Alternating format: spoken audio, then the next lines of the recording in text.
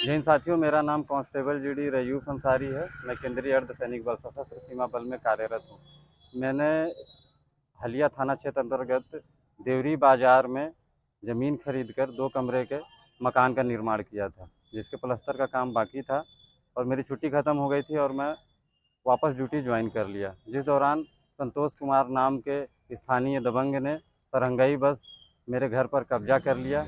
जैसे मुझे उसकी सूचना मिली, मैंने आकर उनसे अपना मकान खाली करने को कहा, तो उन्होंने खाली करने से मना कर दिया और कहा कि अगर हाथापाई करेंगे, ज़ोर ज़बरदस्ती करेंगे तो हम आपके ऊपर ST/SC लगवा देंगे और आपकी नौकरी खा जाएंगे। सर, इस असामाजिक तत्व से लड़ते लड़ते अपने घर को खाली कराते कराते आज 4 वर्षों का समय बीत चुका है। मैं परेशान और हताश हो चुका हूँ। उसने मेरे ऊपर मेरे घर में घुसने के पश्चात उल्टा मुकदमा चला रखा है। बताइए, मैं अपने ही घर में रहने के लिए मुकदमा लड़ूंगा? बताइए, जिस समय मैंने वो घर बनवाया, मैं छत्तीसगढ़ में तैनात था। वो इतनी टफ सिचुएशंस का पैसा मैंने उस घर में लगा रखा है। मेरा ज़मीर गवाही नहीं देता है कि मैं अपने ही घर में लगाए हुए पैसे के लिए मुकदमा लड़ूं, उसमें रहने के लिए मुकदमा लड़ूं। मैं अभी पिछले सोमवार को फिर यहाँ आया था, रिक्वेस्ट की थी, मीडिया के साथी बंधुओं के माध्यम से रोकर गिड़गिड़ाकर जो बन सका मुझसे, उस तरीके से मैंने रिक्वेस्ट की, अपनी बात पहुंचाई, कहा कि मेरा घर खाली करा दीजिए, मेरा घर मुझे वापस दिला दीजिए। आज 1 हफ्ते का समय बीत चुका है।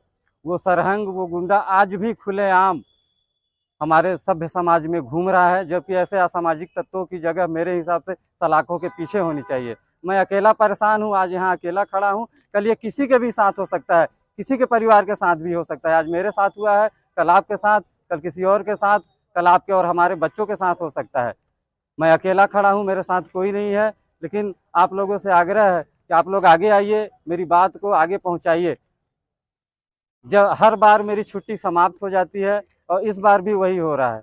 2 महीने की छुट्टी मेरी ऑफिसों के, दफ्तरों के चक्कर काटते काटते ख़त्म हो गई है। मेरा परिवार भाड़े पे है, मेरी 2 बच्चियाँ हैं। 6 महीने से मैंने उनका फीस नहीं जमा कर पाया हूँ मैं स्कूल का। इस सिस्टम के तरीके से, सही तरीके से लड़ते लड़ते 15 लाख रुपए का मैं कर्जदार हो गया हूँ।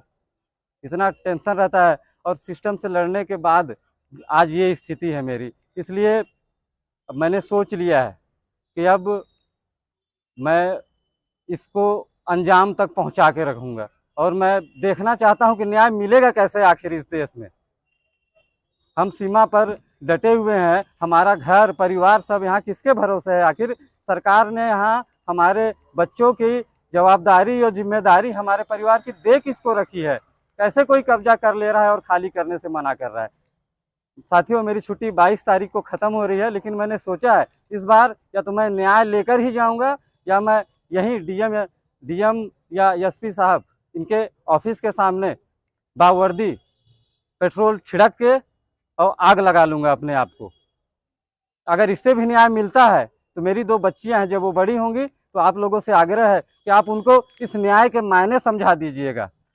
और मैं आप लोगों के माध्यम से अपने डिपार्टमेंट के सभी सीनियर्स से माफ़ी चाहता हूं कि शायद मुझे पता नहीं है कि ये तरीका सही है या गलत है न्याय मांगने का, लेकिन मैंने हर तरीका अपना लिया और इस न्याय के लिए मैं आज रोड पर खड़ा हूं और दर दर ठोकरें खा रहा हूं सर। तो मैं ट्रेनिंग से लेकर आज तक आप लोगों ने यही सिखाया कि हम 2 महीने घर पर रहते हैं और 10 महीने ड्यूटी पर, और यही हमारा असली घर परिवार है। आज मैं सर यहाँ इतना अकेला हो गया हूँ और ये व्यवस्था देखकर मैं टूट चुका हूँ। आज मैं आप लोगों की मुझे इतनी याद आ रही है, ऐसा लग रहा है कि मैं अपने परिवार से दूर हूँ।